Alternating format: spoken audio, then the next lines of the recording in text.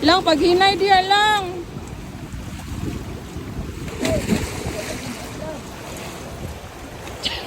Ihatag siya ng kamera.